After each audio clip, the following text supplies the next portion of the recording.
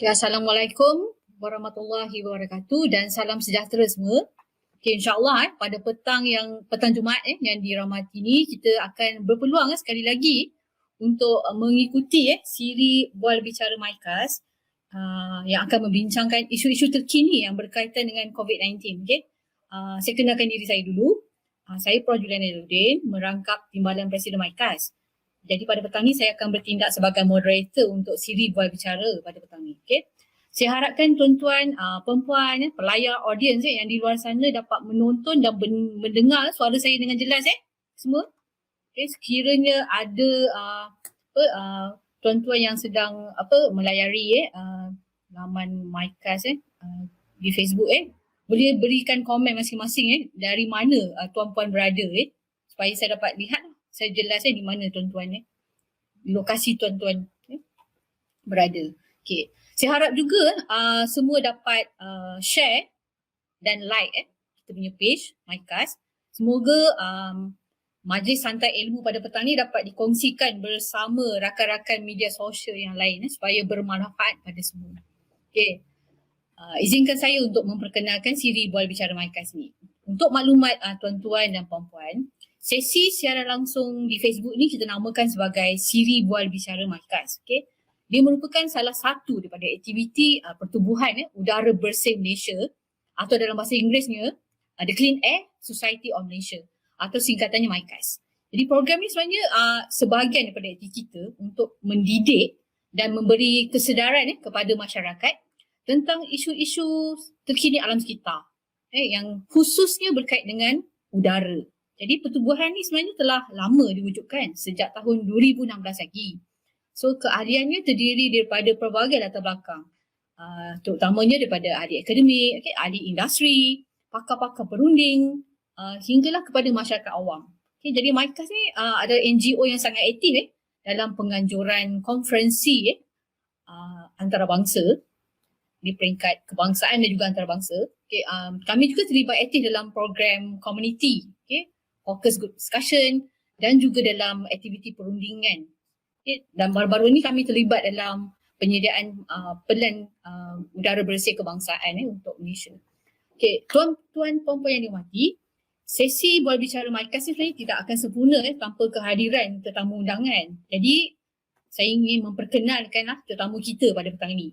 Tetamu yang saya masukkan ini tidak lain dan tidak bukan adalah kita punya Setiausaha Agung MyKAS sendiri, iaitu Profesor Madya Dr. Nurhayati Mahyudin daripada Universiti Melaya. Assalamualaikum Dr. Profesor Madya Dr. Nurhayati. Salam Prof. Juliana, apa khabar? Alhamdulillah, khabar baik. Doktor apa khabar? Sihat, Alhamdulillah. Terima kasihlah. Terima kasih saya ucapkan berbanyak-banyak terima kasih kerana dapat juga doktor meluangkan masa bersama aktiviti kita pada petang ni untuk menjayakan program ini supaya program ini banyak memberi manfaat pada komuniti yang memerlukan. So sebelum kita memulakan topik Bual Bicara kita pada petang ni, saya berbesar hatilah ingin memperkenalkan sedikit latar belakang Profesor Madya Dr. Nurhayati. Profesor Madya Dr. Nurhayati ini merupakan pensyarah yang telah lama berkhidmat di Fakulti Alam Bina Universiti Melaya. Dah hampir 18 tahun Dr. Yati. Ya, lama dah. Bidang kepakaran Dr. Nurhayati ni adalah dalam Indoor Environmental Quality dan Building Performance, kualiti persiaran dalaman. Dr. Yati ni sangat aktif menerbitkan artikel-artikel penyelidikan dah hampir lebih daripada 63 artikel kajian. So dengan kepakaran Dr. Yati ni, beliau turut dilantik sebagai Setiausaha Kehormat Pertubuhan Forum Udara Bersih Malaysia atau MyKAS. Beliau juga merupakan mantan Ketua Jabatan dari tahun 2014 hingga 2018 di Universiti Melaya di Fakulti Alam Bina dan juga sekarang merupakan koordinator ODL dan beliau sangat aktif dalam kerja-kerja perundingan bersama industri. Sekali lagi terima kasih Dr. Yati kerana sudi terlibat dalam sesi Bual Bicara MyKAS pada petang ni. Seperti kita semua sedia maklum negara kita masih lagi bergelut dalam fasa pandemik COVID-19 yang agak membimbangkan disebabkan oleh trend peningkatan kes yang sangat signifikan. So justru itu Bual Bicara MyKAS pada petang ni kita akan memberi penekanan pada topik yang sangat berkaitan dengan isu COVID-19 ni. Jadi pada petang ini Dr. Yati akan bercakap mengenai pengudaraan dalaman ketika kuarantin di rumah. Sebagai mukadimah, boleh doktor kongsikan dengan masyarakat di luar sana apa hubungan antara pengudaraan dalaman ni dengan ataupun ventilasi yang baik dengan COVID-19? Apakah kepentingannya? Okay, silakan doktor. Terima kasih Prof. Juliana. Alright, saya silakan bicara ini dengan mengucapkan jutaan terima kasih dulu kepada pihak MyCast ataupun dengan nama lain Pertubuhan Udara Bersih Malaysia kerana telah menjadikan platform ini untuk saya bercakap dan menyampaikan maklumat mengenai pengudaraan di dalam rumah. So, apa yang kita tahu sekarang ini adalah pandemik COVID ni makin lama semakin menular dan semakin membahayakan lah. Kita nampak nombor peningkatan daripada segi kes-kes positif dan juga kes-kes kematian meningkat dari hari ke hari. Jadi saya nampak kepentingannya untuk saya untuk menyampaikan maklumat kepada masyarakat, kawan-kawan mengenai kepentingan pengudaraan di dalam rumah sebab kita disarankan untuk bekerja dari rumah, duduk di rumah dan juga tidak keluarlah dan mendedahkan diri kita kepada COVID-19 ini. Jadi untuk buat bicara hari ini, pengudaraan dalam rumah ini adalah amat penting. Jadi saya akan mengupas sedikit mengenai apa itu pengudaraan di dalam rumah, bagaimana pengudaraan yang baik yang boleh kita praktikkan supaya kita dapat seboleh mungkin sekiranya adalah virus di dalam rumah, kita bolehlah mengeluarkan dia, cara-cara lah untuk kita memperbaiki pengudaraan di dalam rumah. Bukan sahaja dengan kes COVID yang mendadak tinggi tapi juga untuk kesihatan kita. Okey. Okey, Prof. Ju. Jadi saya akan mulakan dengan pendedahan mengenai bagaimana COVID ini sebenarnya berlaku lah ya.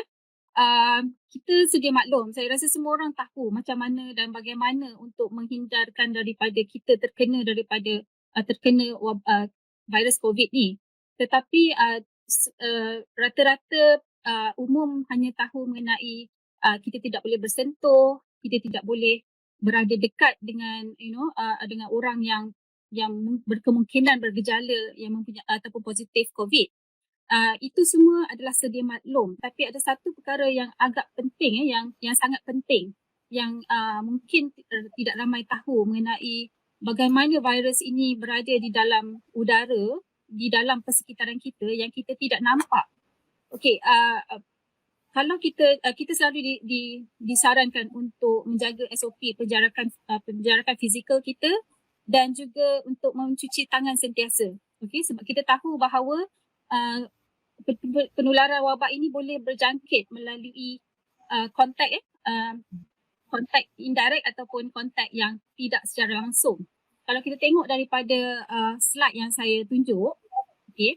Kalau daripada slide yang saya tunjuk ni, kalau kita tengok virus ini berada di udara, okey. Sekiranya penjarakan kita dekat dengan seseorang yang mempunyai gejala, kita akan menghidu droplets daripada virus itu, ataupun sekiranya kita bersalam, kita juga akan terkena virus daripada tangan dia dan tangan kita memegang muka atau hidung, ataupun bila kita memegang tempat-tempat awam macam lift, mana kita nak tekan lift ataupun meja yang sebelumnya ada pesakit COVID yang telah bercakap, yang telah mengeluarkan mucus dan droplets itu akan jatuh ke surface, ke permukaan yang kita pegang. Okay?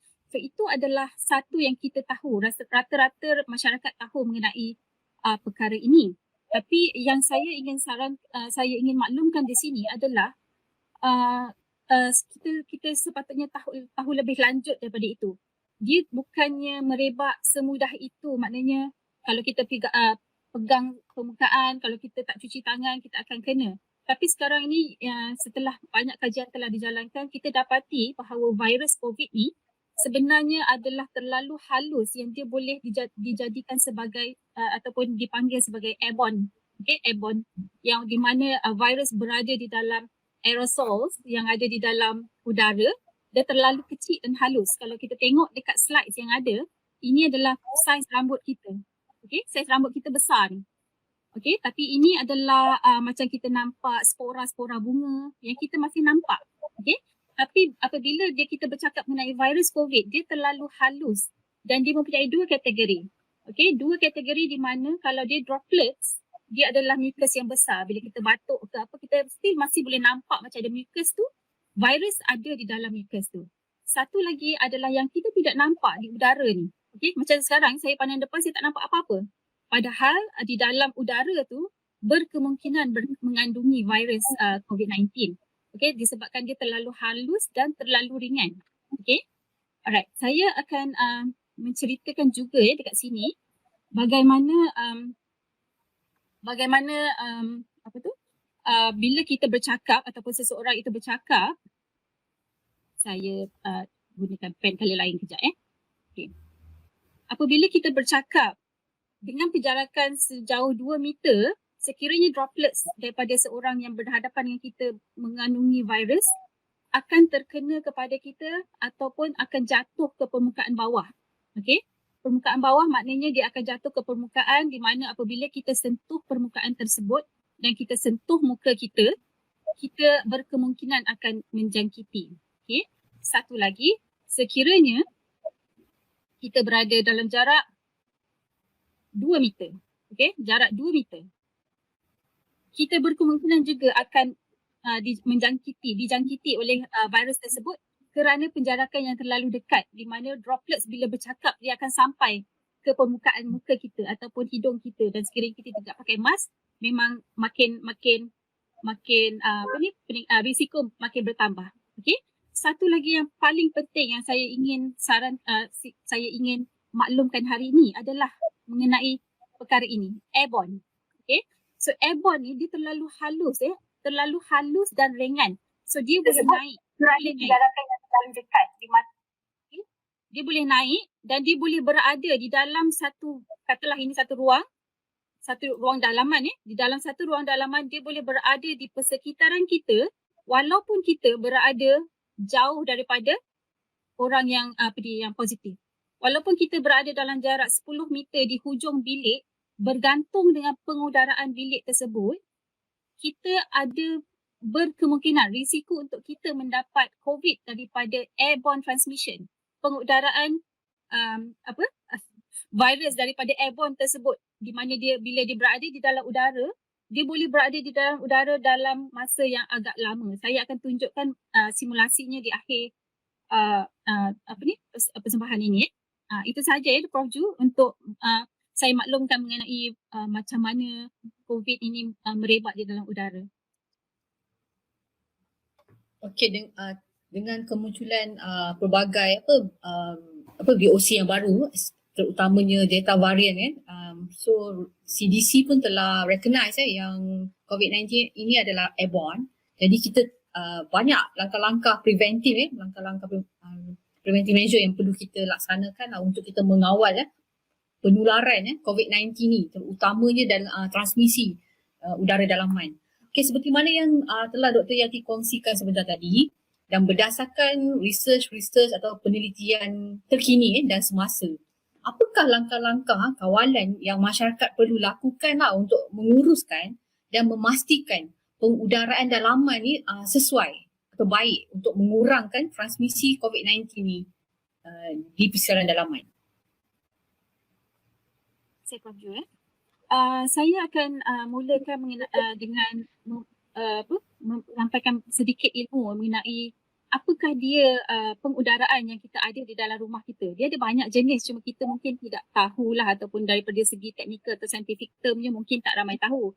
Tapi daripada segi pengudaraan di dalam rumah, kita ada dua sebenarnya dua cara pengudaraan di dalam rumah, iaitu satu adalah pengudaraan semula jadi. Okey, pengudaraan semula jadi ini hanyalah bila kita buka tingkap, buka pintu, udara daripada luar masuk ke dalam. Itu adalah pengudaraan semula jadi. Dan pengudaraan semula jadi ni dia bergantung, sebab dekat Malaysia ni kita tidak mempunyai angin yang kuat berbanding dengan negara-negara lain. Jadi kemungkinan untuk kita mendapatkan angin daripada luar untuk masuk ke dalam rumah kita ni agak sukar. Terutamanya bila kita berada di dalam kawasan bandar yang jarak rumah antara satu sama lain terlalu dekat. Okay? Bila rumah terlalu dekat, dia punya pengudaraan untuk mengalir daripada luar masuk ke dalam rumah kita ni agak terhad. Ya, so saya akan juga akan bercerita lah sekejap lagi macam mana kita boleh kita boleh menggalakkan pengudaraan daripada luar masuk ke dalam rumah. Okay? Dan udara di dalam rumah secara semula jadi ni juga bergantung kepada suhu. Okay? Seperti yang kita tahu bahawa pengudaraan di dalam rumah dia akan akan mengalir dan dia akan panas. Bila dia panas dia akan naik. Itu adalah efek buoyancy lah. Okey, satu lagi adalah dengan menggunakan tenaga mechanical system di mana kita pakai kipas, kita ada exhaust fan, kita ada aircon. Ini adalah benda-benda yang ada sistem pengudaraan yang ada di dalam rumah kita. So bila kita tengok daripada segi pengudaraan, okay, kalau boleh tengok slide saya ini, ada beberapa jenis pengudaraan. Selalunya di dalam rumah, especially dalam bilik tidur, kita hanya ada single sided ventilation. Pengudaraan yang sehala. Melainkan kalau rumah kita rumah tepi, rumah yang rumah banglo, kita berkemungkinan akan ada 2 tingkap di dalam satu bilik. Tapi kalau kata di ruang tamu ataupun macam rumah dekat apartmen, kita selalu akan nampak cross ventilation berlaku. Pengudaraan secara rentas. Okey. Penggunaan secara rentas iaitu mungkinlah daripada sliding door, udara daripada luar masuk terus ke pintu. Okay? Dan satu lagi adalah stack ventilation di mana ini yang menyebabkan pengudaraan berlaku kerana perubahan suhu. Okay? So bila suhu tu dia panas, dia akan naik. So kalau kita tengok ada setengah-setengah rumah yang ada macam serombong, kan, bila dia ada macam ada kat atas tu dia tinggi, so bila udara panas dia akan naik. Okay? So mekanisme pengudaraan ini dia berlaku sekiranya kalau you tengok dekat single sided ni, udara yang sejuk, kita Malaysia bukanlah udara sejuk, panaslah juga kan, tapi kita anggaplah dia sejuk sikit daripada ataupun pengaliran udara yang dalam, dan dia akan mengalir dan dia akan keluar daripada pintu yang sama atau pembukaan yang sama daripada single sided. Cross ventilation akan bergantung kepada berapa jaraknya bukaan pertama kepada bukaan kedua. Bukaan pertama ke bukaan kedua. Kalau kata sekiranya dia terlalu jauh, pengudaraan tu tidak akan sampai untuk direntas. Okay? So dan selalunya bila kita ada cross ventilation, kalau kita tak buka pintu ni, dia akan jadi single sided. Maknanya dia akan jadi sehala jugalah. Okay, ini yang kalau kita ada nak kata skylight, kat Malaysia tak adalah skylight kan sebab panas. Mungkin akan ada rumah-rumah yang ada atap yang agak tinggi, yang ada bukaan tingkap, yang dekat situ fungsinya udara panas akan naik ke atas. Okay, ini adalah pengudaraan sistem semula jadilah, pengudaraan semula jadi yang kita tidak memakai apa-apa tenaga elektrik. Okay, tapi kalau kita tengok kepada sistem mechanical, kita ada aircon. Ni popular lah sekarang ni kan, hampir ke semua rumah ada aircon. Ya. Dan saya akan cerita mengenai aircon aircon split unit. Saya tak akan cerita mengenai aircon yang centralized ataupun centralized system yang ada di pejabat sebab sistem dia adalah lain daripada sistem split unit atau kita panggil split unit ataupun window unit lah di dalam rumah-rumah kediaman. Dan kalau kita ada exhaust fan, okay, maknanya ia adalah macam selalunya kat dapur, kita ada yang kita boleh sedut udara yang lepas kita masak, itu adalah penting. Dan juga kalau ada yang dekat atas tu, yang wind turbine ataupun kipas yang kita biasa pakai. Okay, so itu adalah sistem-sistem pengudaraan yang ada. Okay, jadi saya akan terus kepada Okey, sebelum Dr. Yati teruskan, mungkin saya nak buka jugalah ruangan komen kita di Facebook untuk semua penonton yang berminat untuk bertanyakan soalan. Boleh type di ruangan komen. Okey, boleh teruskan Dr. Yati. Mungkin juga doktor boleh kongsikan lah dengan keadaan masyarakat semasa. Ramai juga yang tinggal di kawasan apartmen, kawasan mungkin ada juga di rumah setinggal yang mempunyai bilangan keluarga yang ramai. So macam mana kita nak meningkatkan ataupun memastikan kualiti udara dalam yang baik, kadar ventilasi yang mencukupi, untuk kita mengurangkan transmisi COVID-19 ni di persekitaran dalaman rumah? Alright, terima kasih. Okey, sebelum saya ke pengudaran di dalam rumah, saya ingin memaklumkan bahawa Kementerian Kesihatan juga telah mengeluarkan nota rujukan untuk kita macam mana cara-cara untuk kita menangani isu pengudaran ataupun bagaimana sekiranya ada salah seorang daripada ataupun salah seorang ahli keluarga kita yang perlu dikuarantinkan di rumah. Okey. So ini adalah infografik yang saya dapat daripada internet dan memang keperluan untuk membuka apa-apa bukaan yang ada kat rumah tingkap ke pintu ke adalah perlu untuk mengalirkan udara luar, udara yang segar. Okey, sebab dalam rumah sekiranya dia tertutup dengan kita bernafas dengan bahan-bahan yang ada dalam rumah akan menyebabkan kualiti udara kita merosot. Okey, jadi kita perlukan udara luar untuk dilute, untuk dilute maknanya kalau katalah kita ada sirap yang pekat di dalam cawan tu, kalau kita nak cairkan dia, kita kena tambah air sampai dia jadi daripada merah menyala hingga ke merah yang kadang-kadang dah tak nampak merahnya. Okay, bergantung kepada berapa banyak air yang kita masukkan. Sama juga dengan udara. Kalau kata udara di dalam rumah kita adalah udara yang tidak berkualiti, di mana ada dust, ada habuk, ada macam-macam formaldehyde ke TVOC ke apa-apa yang contaminant punya chemical contaminants, kita perlukan udara luar untuk kita meningkatkan lagi kualiti udara dalaman. Dan selain daripada itu, ada juga sistem mekanikal yang diperlukan untuk kita membaik untuk kita menambah effectiveness pengudaraan kita dengan adanya exhaust fan untuk menyedut udara yang kotor dalam rumah keluar, ataupun dengan menggunakan kipas untuk mengalirkan, meningkatkan tekanan ataupun mixing of ventilation di dalam rumah dan juga exhaust. Okay, so saya akan bagi contoh di mana sekiranya berlaku kes-kes di mana salah seorang ahli keluarga kita yang dijangkiti COVID, memang itu adalah satu perasaan yang sangat menakutkan lah. Menakutkan sebab kita takut kita ada anak-anak yang lain, kita takut kita terjangkit, katalah suami kita terkena COVID.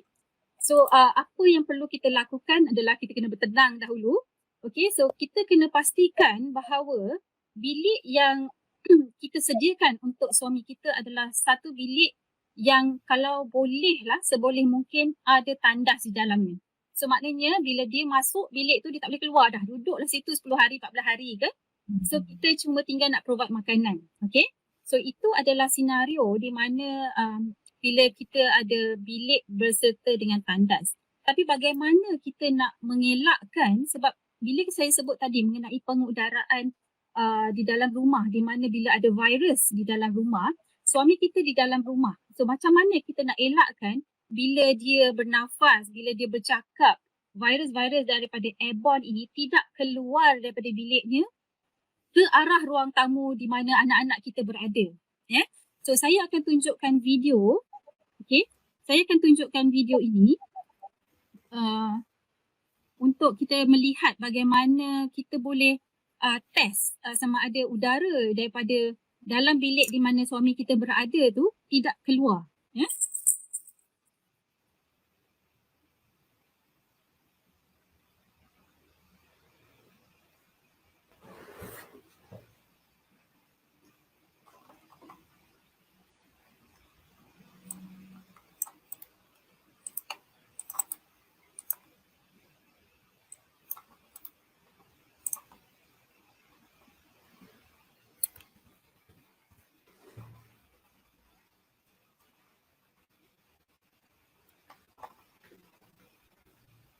Dr. Yati, sebelum kita terus kepada video tu, ada satu soalan daripada audiens kita berkenaan dengan ventilasi. Okey, soalan daripada Nohanani Mansur. Apakah ventilasi yang baik? Okey. Ventilasi yang baik okey. Okey, baik, okey, kita ada soalan tadi saya menjawab kepada soalan tu dulu sebelum saya teruskan Soalan dia apakah ventilasi yang terbaik ventilasi terbaik adalah pengudaraan yang membolehkan kita mengeluarkan contaminants di dalam ruang dalaman. Okay. Saya akan beritahu kalau macam ini, macam dalam video tadi saya tunjuk mengenai pengudaraan daripada dalam bilik keluar melalui bawah pintu. Bila tekanan di dalam bilik adalah lebih tinggi, dia akan keluar daripada segi pressure positif kepada negatif. Macam bilik isolation selalunya kena negatif negative pressure macam tu kan. So sama juga dengan kaedah ini. Maknanya kalau kata kita punya gap bawah pintu tu terlampau tinggi, kita boleh beli je sebenarnya yang air barrier letak kat situ jadi udara tak boleh keluar. Tapi macam mana kita nak pastikan pengudaraan di dalam bilik suami kita tu yang sedang sakit, of course bilik tu akan sentiasa setiap kali dia bercakap dia akan bertambah-tambah dia punya virus di dalam airborne tu kan. Jadi kita selalunya akan pastikan dia buka tingkap. So bila dia buka tingkap, dia akan ada pengudaraan masuk, okey, dan tapi sebenarnya kita nak pengudaraan masuk dan keluar daripada bilik tu melalui tingkap yang sama ataupun tingkap lain tetapi ke arah luar rumah, bukan ke dalam rumah. Okey. So satu cara yang saya nak tunjuk dekat sini yang mungkin tak ramai tahu tapi mungkin ada yang tahu, penggunaan kipas. Okey, kalau kata kita tak adalah extract fan tu selalunya macam dekat dalam tandas adalah kan yang kita tekan switch dia keluar extractor kan. Extractor tu sedut. Tapi selalunya dalam bilik tidur, kita tak ada extractor fan tu. Tapi takkanlah sebabkan kita ada kes COVID ni, kita nak pasang extractor fan dekat setiap bilik sebab dia tak berapa nak cantik kan sebenarnya extractor fan tu. But apa yang kita boleh buat adalah untuk kita mengeluarkan udara kotor di dalam rumah melalui tingkap yang sama adalah dengan menggunakan kipas. Okay? Kipas berdiri ke, kipas tegak ke, tak kisah kipas macam mana pun. Okey, saya bagi contoh saya tak tahu you all boleh nampak tak saya. Saya bagi contoh ni kipas. Contoh kipas ni kipas. Okey, kalau kita ada tingkap, nampak saya Dr. Ju, nampak kan kipas saya? Okey. Ya.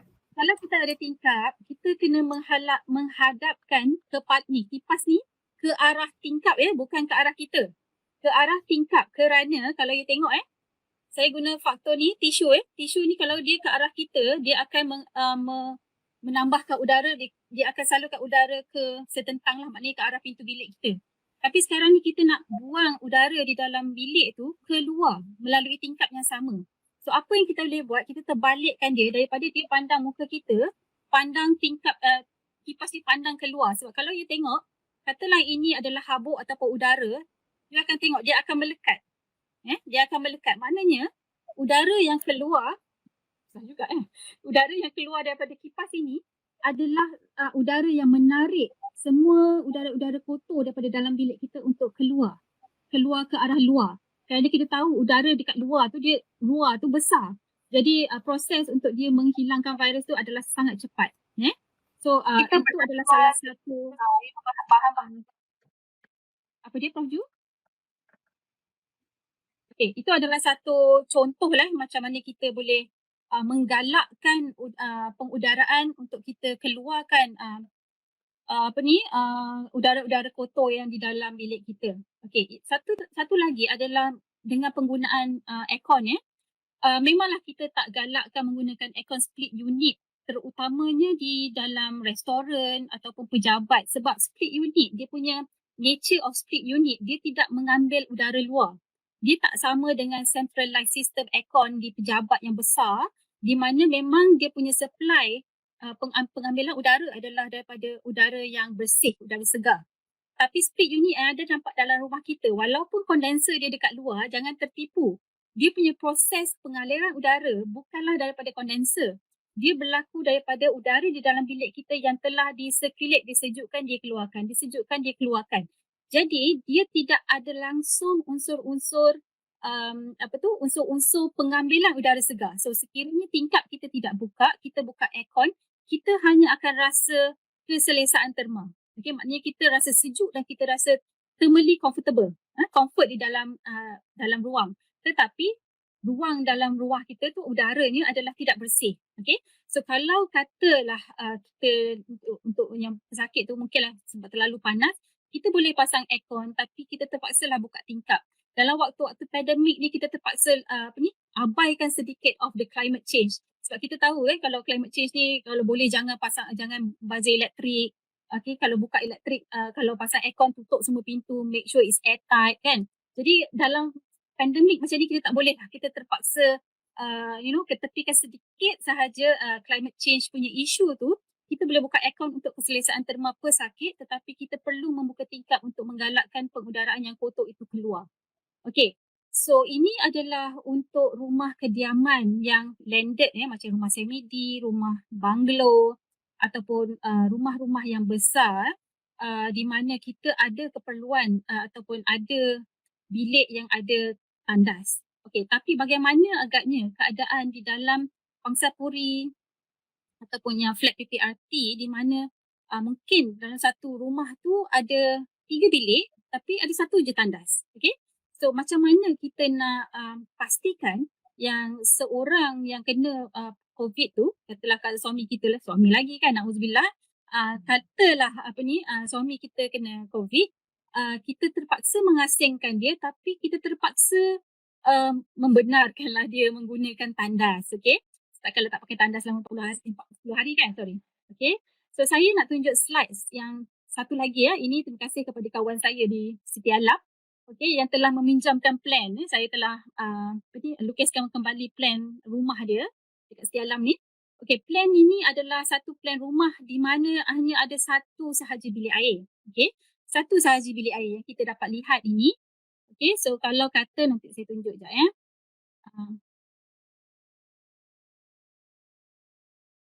Okay, so satu sahaja bilik air yang ada, ini adalah, mana dah saya prepare. Okay, ini adalah ruang masuk. Ini adalah koridor ruang masuk tandas. Okay, kalau mengikut guidelines, rujukan, mana-mana rujukan pun, dia menyatakan bahawa sekiranya tandas berada di luar daripada bilik dan untuk digunakan oleh pesakit COVID, kita perlu menempatkan dia di dalam bilik yang paling dekat dengan tandas. Okay, supaya kita nak mengelakkan daripada jarak yang diambil, masa yang diambil daripada bilik dia keluar tu dah berapa kali nafas dah. Okay, walaupun dia memang diwajibkan pakai mask, tapi kita pun tak tahu kan, kadang-kadang benda-benda ni kadang-kadang dia terkeluar sikit ke apa ke.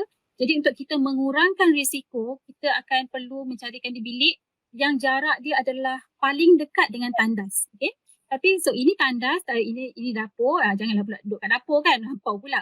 So cari bilik yang ada pintu, pintu dan juga tingkap. Pentingnya satu bilik perlu ada pintu dan tingkap. Okey, bilik ni ada 3 tau. Ada 3 bilik kat sini. Okey, bagaimana kita nak pilih bilik? Okay, saya tunjuk bilik yang paling dekat dengan tandas mengikut saranan pakai bilik yang paling dekat dengan tandas. Ini bilik store bukan tak boleh sebab tak ada tingkap pun. Okey, so ni ada satu bilik yang kecil dan ada tingkap.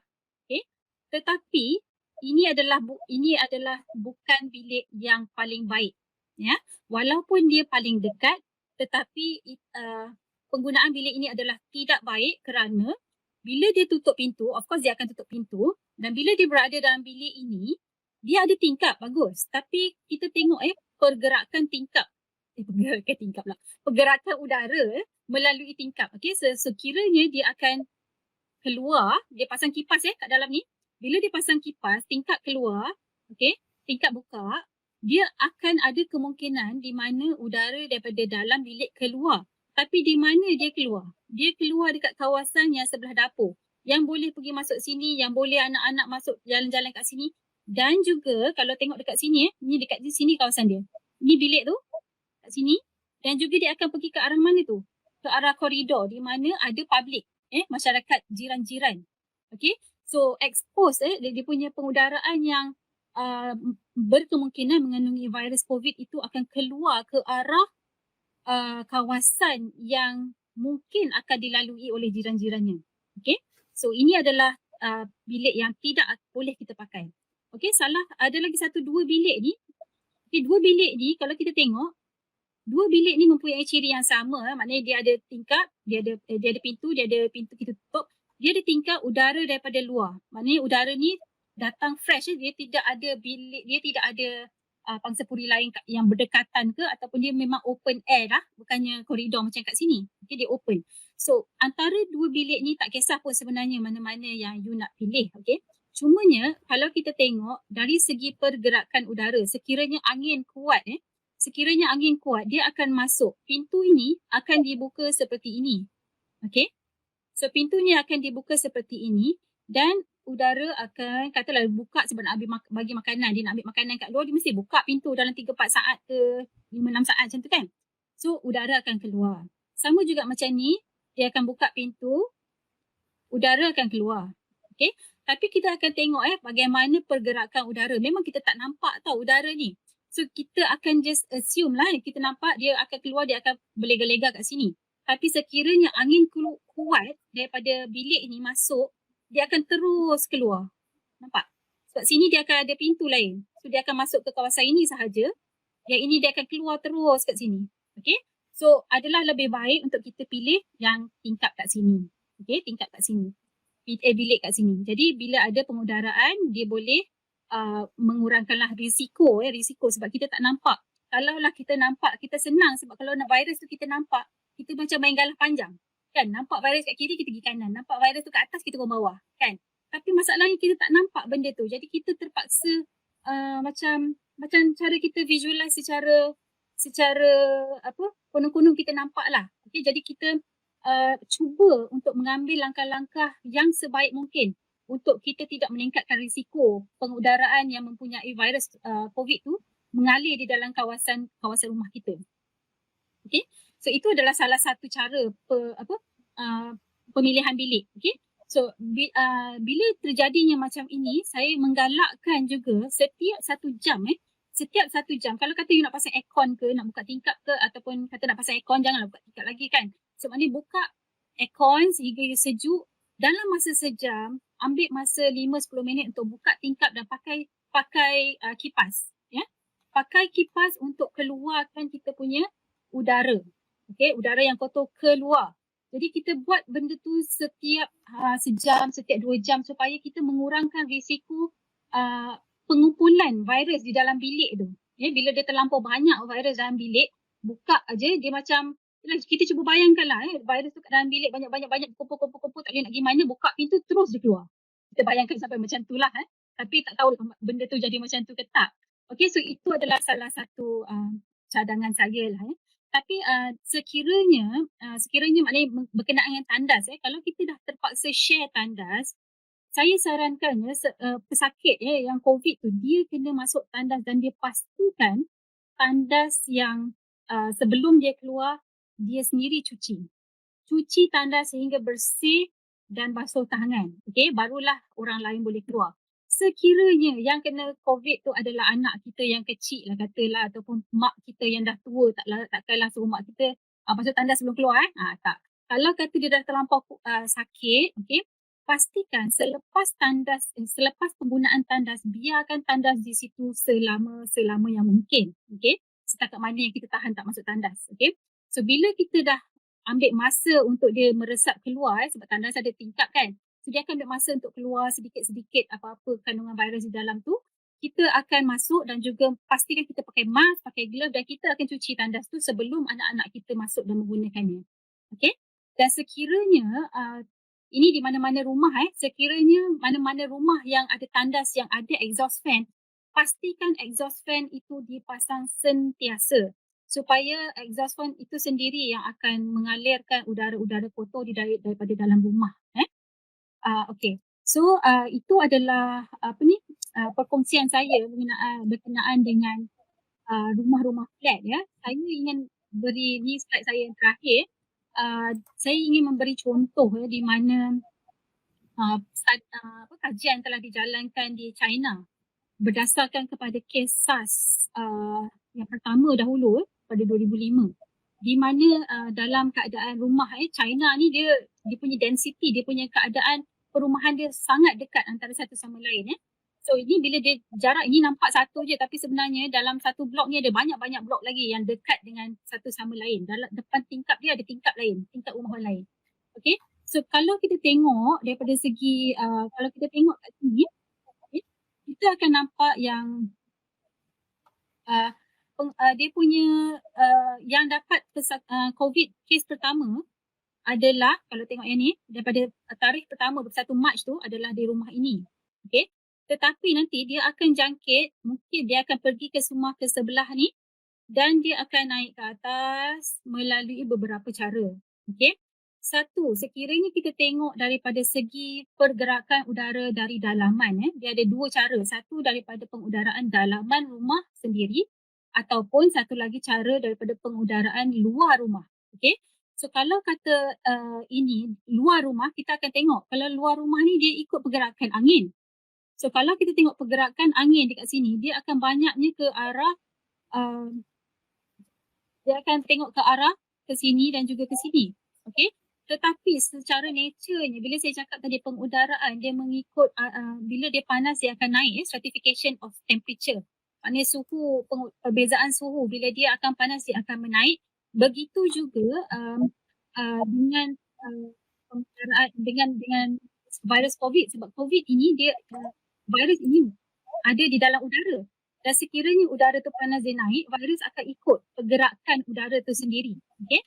So kalau kata dekat sini, daripada segi dalaman, kalau saya boleh pusing balik, kalau saya boleh saya jelaskan balik daripada segi plan kalau saya tengok kat sini. Okay? Kalau kita tengok situasi yang sebelum ni, okay? Kalau kita tengok jarak ni berkemungkinanlah tidak sedekat dengan yang jarak tadi. Tapi ini pun dikonsiderkan dekat. Cumanya perbezaannya adalah mungkin yang dekat blok yang ini ia adalah rumah, bilik dan bilik, bukan tandas dan tandas. Okay? Sebab di China kebanyakannya ataupun di apartmen ataupun hotel kalau kita tengok tandas dia berada di tengah. Dia tak ada tingkap keluar. Macam kalau hotel dia tak ada tingkap kat luar kan. You nampak lalu kat koridor tak nampak tingkap. Lalu ke tepi tak nampak tingkap. Tapi dia punya pergerakan udara untuk sedut adalah melalui satu sistem.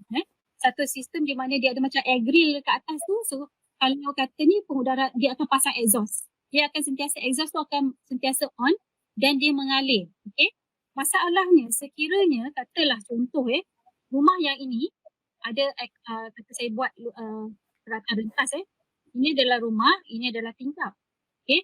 Dan ini adalah rumah satu lagi dan ini adalah tingkap. Okay. Sekiranya ada penggunaan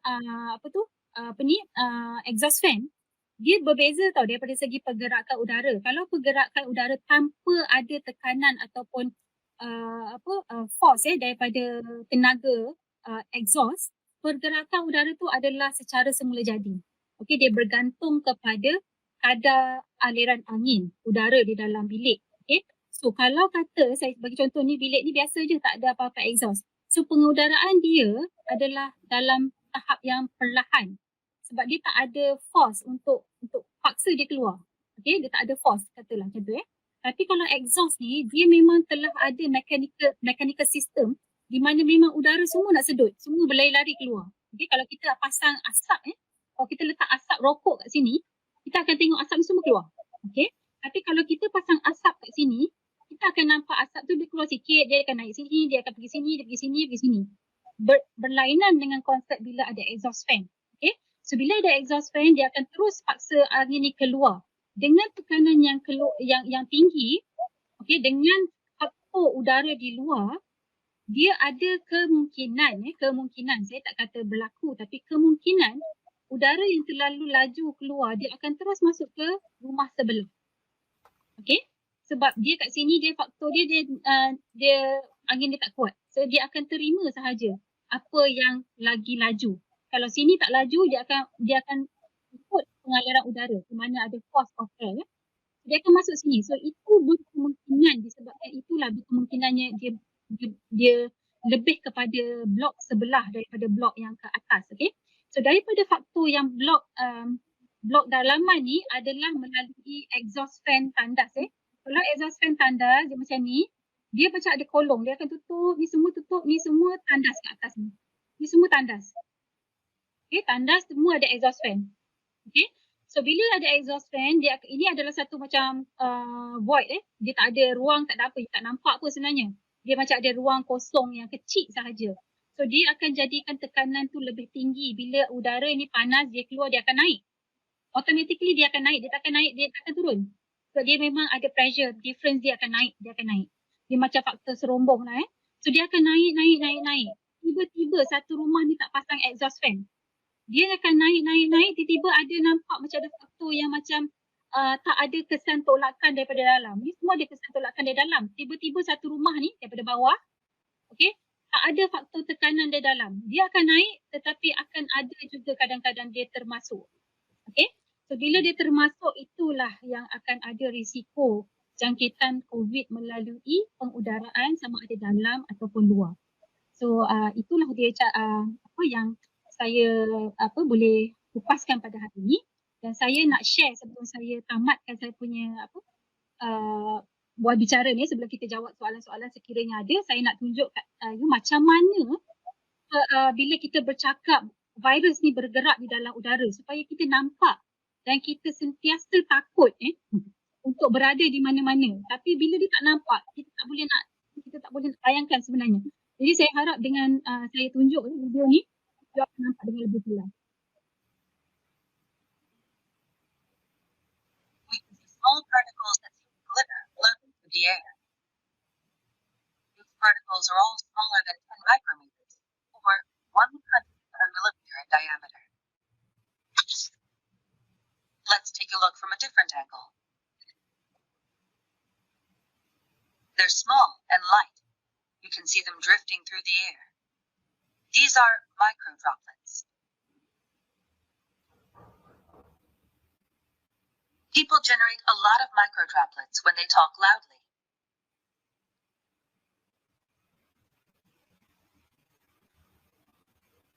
The droplets between these two stay where they are. They don't drift away. A person coughs once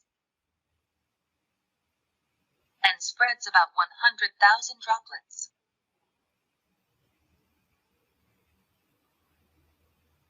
Large droplets are shown in blue and green. Most of these fall to the ground within 1 minute. But the microdroplets shown in red continue to drift.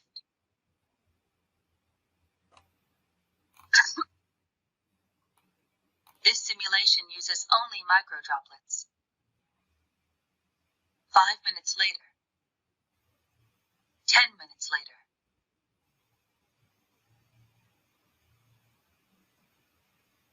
20 minutes later, the microdroplets are still floating in place.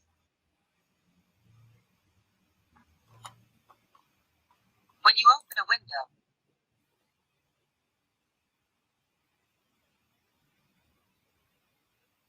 microdroplets are quickly swept away.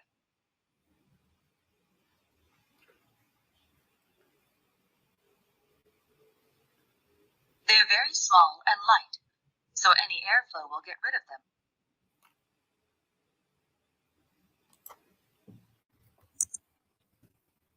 Okay, itu adalah apa yang saya boleh kupaskan di sini. Mungkin Prof Ju sekiranya ada soalan. Saya juga ingin saya tadi nak tambah pasal air purifier, penggunaan air purifier di dalam pengudaraan dalaman. Saya tak tahu sama ada soalan, tapi saya terlupa nak tambah tadi. Sekiranya bilik kita tidak ada pengudaraan daripada luar, maknanya kita tidak dapat nak ada tingkap. Mungkin kalau ada tingkap pun dia tak cukup untuk mengalirkan udara masuk dan keluar. Memang disarankan untuk menggunakan air purifier, tapi air purifier ni bukanlah satu mekanisme untuk menghapuskan virus COVID. Dia hanyalah seperti satu suplemen, satu tambahan untuk mengurangkan. Dia tidak akan menyumbang kepada hilangnya virus tu, tak ada. Sebab paling berkesan adalah pengudaraan dengan menggunakan udara segar. Filter tu hanya untuk menambah aliran. Memang dia akan menyerap virus dan melalui HEPA filter. Kalau beli air purifier yang tak ada HEPA filter tu tak akan membantu. Sekiranya air purifier ataupun air cleaner yang ada HEPA filter ataupun merpentine, itu sahaja yang boleh menyekat virus COVID daripada dia keluarkan kembali udara segar. Okay?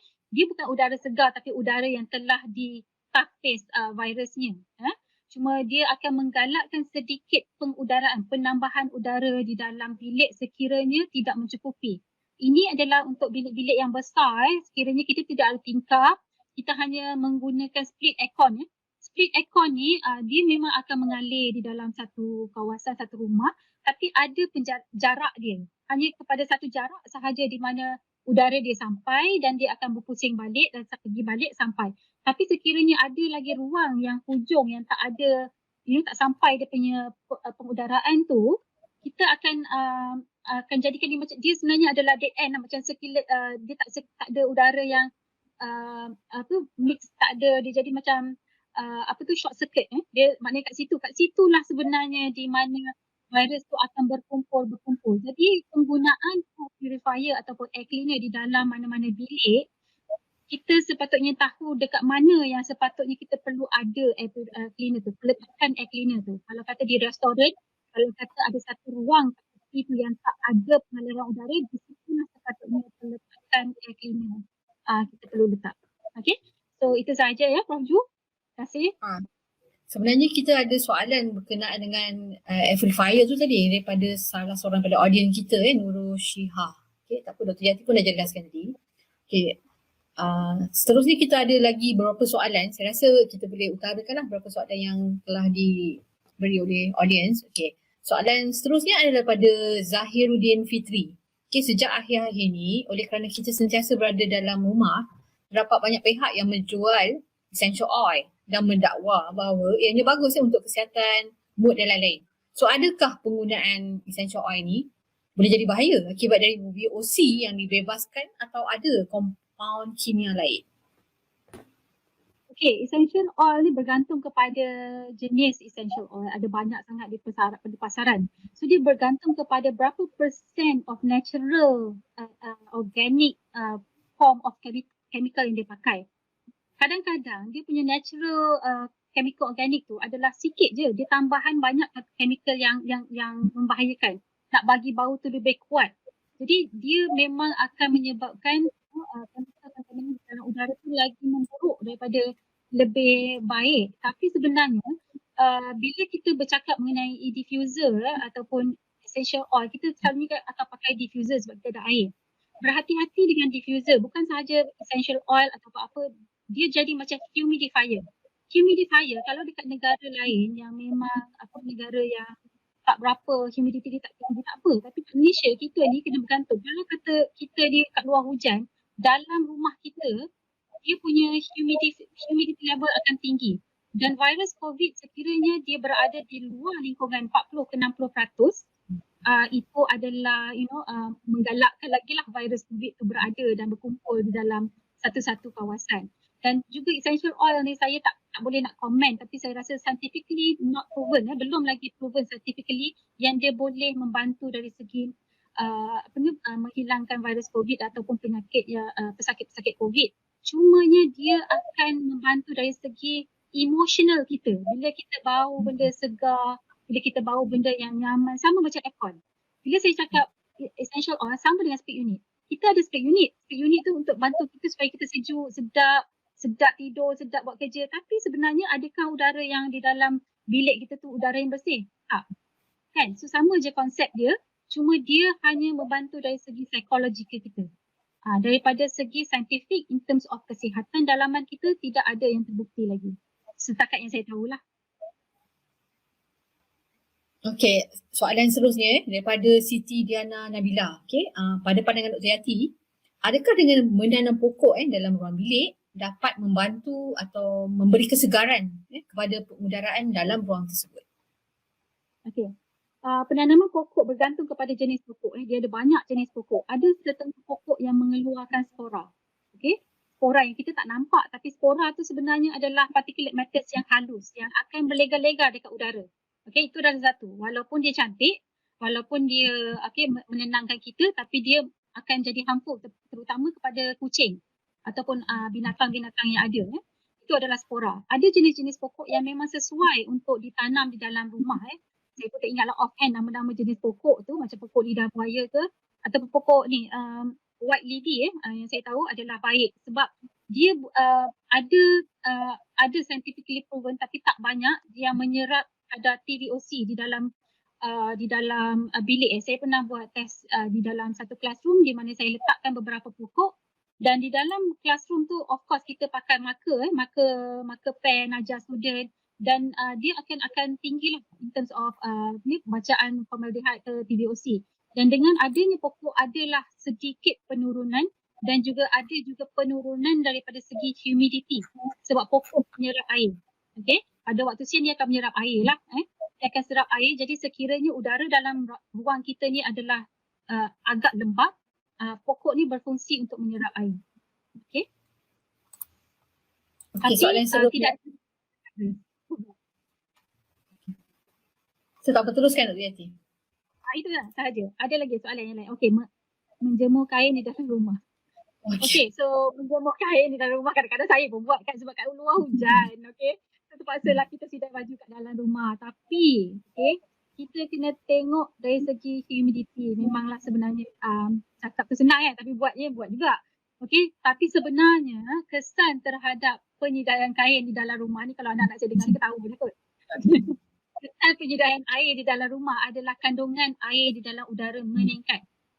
Sebab air tu dikeringkan daripada pergerakan udara dia akan menyerap segala air di dalam dia akan menyerap air di dalam udara akan jadi berat, dan bila dia kena dekat surface yang agak kalau kata surface yang dah agak lama uzur, dia akan menyebabkan ada reaction dengan chemical kepada cat.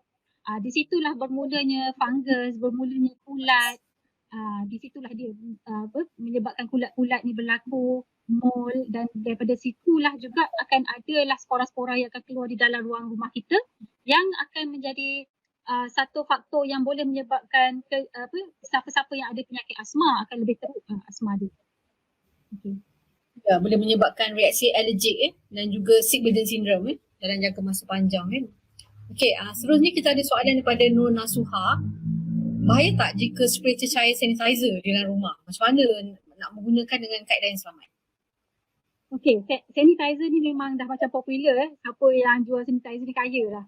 Okey, sebenarnya dia bergantung. Kita tidak perlulah sanitize rumah yang kita spray satu rumah dengan gas sanitizer tu. Okey, sebenarnya sekiranya pesakit tu berada di dalam rumah kita, apa yang kita perlu tahu adalah kita perlu just lap surface menggunakan atau tisu yang ada alkohol macam Dettol ataupun apa yang ada kandungan alkohol sedikit untuk kita lap dan bersihkan dah cukup bagus. Sebab kalau kita sanitize menggunakan semburan, dia akan kena dekat semua kawasan di mana kawasan yang tak perlu sembuh pun kena. Dia akan ada efek sebenarnya sebab dia akan ada chemical content, reaction dengan kain, dia akan ada reaction dengan kita punya perabot, dengan kayu. So sekiranya memang kalau semualah yang katalah terlampau banyak virus yang you tak tahu sebenarnya tempat kat mana, kan ialah bolehlah kita sanitize, tapi tidaklah digalakkan menggunakannya selalu sebab dia adalah terlalu banyak penggunaan TVOC ataupun formaldehyde di dalamnya. So kita galakkan sanitize untuk kawasan yang kerap kali disentuh kan. Bukan semua kawasan perlu sanitize. Betul. Sekarang ada teknik baru di mana kita menggunakan UVC, tapi tak adalah digalakkan rumah. Tapi dekat hospital dan juga di restoran saya galakkan lah siapa-siapa kalau ada restoran owner yang menggunakan aircon system, menggunakan UVC. UVC ni harmful untuk kulit kita dan mata. Dia memang kita tak boleh kena UVC tu. Jadi dia punya perletakan adalah di atas, di atas dinding menghala ke atas. Jadi tidak kena kepada orang. Cuma dia punya konsep adalah apabila exhaust sedut tu ke atas, dia akan melalui surface di mana ada UVC. So dia akan lalu UVC, matikan virus, pergi masuk dalam aircon, dia recirculate balik, kuranglah sikit virus. Sebab dia konsep dia bila pengudaraan kita menggunakan udara yang recirculate, maknanya kita menggunakan semula udara yang kita sedut dan disejukkan dan keluarkan balik, dia akan menambah virus. Jadi untuk kita matikan virus tu di atas adalah dengan menggunakan UVC di atas ataupun di kawasan air handling unit di mana peletakan HEPA filter semua itulah. Okay? Itu penggunaan UVC selain daripada sanitizer. Okay. Kita ada soalan seterusnya daripada Mecca. Peranan sunlight untuk kill microorganism. Okay, inilah dia. Sunlight tu adalah UVC lah. Sebab sunlight tu memang daripada faktor ultraviolet seperti yang saya telah jelaskan. Ya, memang itu adalah UVC yang sekarang teknik. Sebenarnya benda ni dah lama. Cuma benda ni kita gunakan kembali dengan mekanisme yang berbeza untuk kita jauhkan daripada manusia, sebab dia adalah cancerous sebenarnya kalau kita terlalu terdedah Expose. kepada UVC.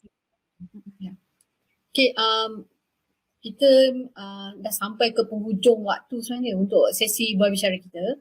So sebagai kesimpulan dan penutup lah, okay, boleh tak Dr. Yati beri sedikit nasihat lah sebagai rumusan untuk masyarakat di luar, bagaimana kita nak menghadapi pandemik COVID-19 ni. Okay, silakan Dr. Yati. Terima kasih. Okay, saya ingin menasihatkan kepada semua kawan-kawan dan semua yang mendengar.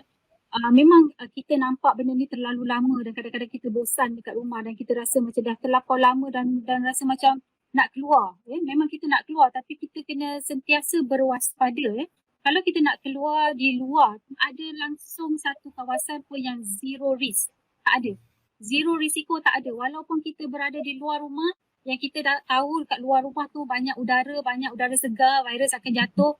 Tak ada, sebab berkemungkinan bila kita lalu dalam satu kawasan, ada orang ni kebetulan lah pula udara tu sampai kat hidung kita, kena juga, tak boleh nak kata apa.